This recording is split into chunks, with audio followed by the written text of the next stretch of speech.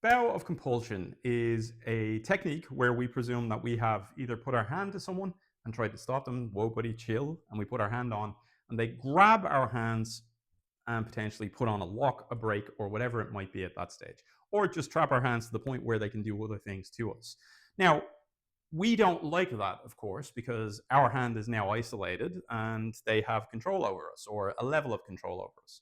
So when we do bow of compulsion, there's a number of different ways I've had this technique throughout the years. As always, there are so many variations out there, hence why just look up the technique if you want to see someone else's variation. There are a lot of them out there. But again, when we hit this, we have our palm strike in. I'm not extending my elbow, and the reason for that is I have also a background in jiu-jitsu, and this is potentially one of those locks that can end up supporting your weight on your wrist and your elbow, which is not a fun time. So again, I keep a slight bend on my elbow where possible, and then as I step forward, I'm going to strike or check in this case. Now you may be checking because you're checking the two hands of the person that is holding it. They're essentially holding it like this, as we said. I'm going to check their hands in. But what I also like to do with that is shunt a little bit. It gives me a little bit of clearance and space. Once I step and I shunt with that, I'm going to hit an elbow. So there's a pop and a step with an upward elbow. And that upward elbow can be stomach level, or if you're lucky, solar plexus if you get that high. But again, we hit in from here. We are going to now do what Parker termed as, nip the tip. We're going to drop down. This is basically a rip down, and then we have an upward check here, or a check above us here, to prevent that person from falling down on top of us. So we've dropped to a precarious position. We're covering here as well. Now, obviously, being down here, there's a lot of things we don't want to deal with, so we're going to destroy those as best we can. When we drop from here, swap sides, we're going to pop and we're going to drop in. We're going to drop down from here and keep that check. Momentary. You're not going to hold someone up here forever. So what you're going to do is, once you drop down, you're going to strike up into the groin from here. Now, there are several ways of doing this. I've had it over the years. Double hammers, inside to outside.